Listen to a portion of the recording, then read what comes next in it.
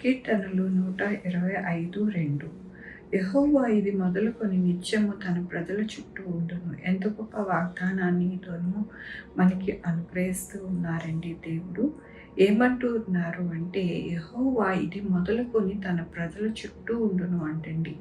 ఆయన మన చుట్టూ కూడా ఉండి మన యొక్క జీవితాలలో ఎంతగానో ఆయన కృపను మనకి అనుగ్రహిస్తాను అని అంటూ ఉన్నారు.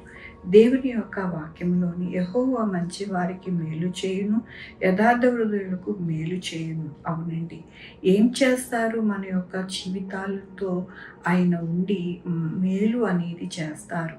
మేలు ఎలా చేస్తారు అంటే, మన జీవితంలో ఏది అవసరమో, ఏది అక్కరున్నదో అవన్నీ కూడా తీరుస్తారు. అవన్నీ చేసేది మన దేవుడు. కాబట్టి ఆయన ఎల్లప్పుడూ కూడా అనగా నిత్యము తన ప్రజల చుట్టూ అంటూ ఉన్నారు. నిత్యము ప్రతి దినము కూడా మనకి మేలు చేసి ఎంతో ఆయన యొక్క కృప చేత మనల్ని నడిపిస్తాను అంటూ ఉన్నారు.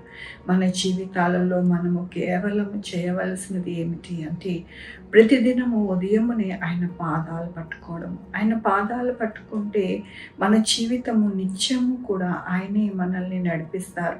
మన జీవితాలలో ఎటువంటి ఇబ్బంది, కొరత ఏమీ లేకుండా మనలను, మన బిడ్డలను ఎంతగానో ఆశీర్వదిస్తారు. కాబట్టి మన జీవితాలలో మేలు అనేది చూడడానికి దేవుడు మనకి ఈ దినము సహాయం చేస్తాను అంటూ ఉన్నారు. మనమందరము మేలు కోరుకుంటూ ఉంటాం. మన హృదయపూర్వకంగా దేవుణ్ణి వేడుకుంటూ ఉంటాం. దేవుడు అంటున్నారు, యథార్థ హృదయుల పక్షాన నేను ఉండి వారికి మేలు చేసి వారి యొక్క జీవితాలను తృప్తికరమైన జీవితముగా ఉండులాగున నిత్యము నేను వారి చుట్టూ ఉంటానని దేవుడు సెలవిస్తూ ఉన్నారు. అంతకన్నా భాగ్యం ఇంకేం కావాలండి మన జీవితాలకి? కాబట్టి ఆయన యొక్క కృపను మనకి ఈ దినమున అనుగ్రహిస్తున్నందుకు దేవునికి వందనాలు చెల్లిస్తూ ఉన్నాను. ఈ దినమున పుట్టినరోజు, పెళ్లి రోజు, అనేక శుభదినములు చేసుకుంటున్న వారందరికీ కూడా నిండారుగా శుభాకాంక్షలు తెలియజేస్తూ ఉన్నానండి. మీ జీవితంలో దేవుని యొక్క కృప, ఆశీర్వాదము, ఆయన బహుమానం మీకు కలుగునుగాక. ప్రార్థించుకుందామండి. యెహోవా దేవా, నా తండ్రి, నా ప్రభువా, మీ కృపా కనికరస్తాను బట్టి నీకు వందనాలు, స్తుతులు, స్తోత్రం చెల్లించుకుంటున్నాను. గొప్ప దేవుడుగా మీరున్నారు.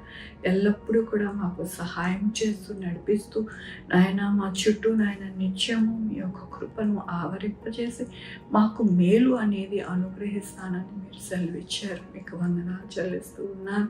అయ్యా నా తండ్రి, ఈ దినము నా పుట్టినరోజు, పెళ్లి రోజు, అనేక శుభదినములు చేసుకుంటున్న వారందరినీ దీవించండి, ఆశీర్వదించండి, మీ కృపలో భద్రపరచండి. నా ప్రభువా, వారికి రావాల్సిన బహుమానం దయచేయండి.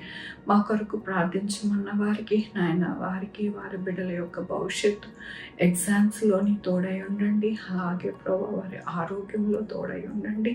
నాయన నా తండ్రి, వారికి రక్షణ భాగ్యమును అనుగ్రహించండి. నాయన ప్రతి విషయంలోని నాయన వారికి, వారి బిడ్డలకి సహాయం చేయమని కోరుకుంటున్నాను. అలాగే నేను sugar, BP, thyroid, heart problem, kidney problem, AIDS, cancer, నరాల బలహీనత, పారాలసిస్, గ్యాస్ట్రిక్ ట్రబుల్, ప్రతి విధమైన అనారోగ్యం నేను తీసివేసి స్వస్థపరచండి. స్వస్థపరిచే యెహోవా నేనన్నారు, మీ కృపని అనుగ్రహించండి. అలాగే నేను బిడ్డలు లేని వారికి బిడ్డలు తెచ్చేయండి. బిడ్డలకి సుఖమైన కాన్పు తెచ్చేయండి. నాయన తల్లి బిడ్డ క్షేమంగా సహాయం చేయండి. ప్రభు నాయన ఉద్యోగాలు లేని వారికి ఉద్యోగాలు తెచ్చేయండి. ఉద్యోగాలు పోకుండా సహాయం చేయండి.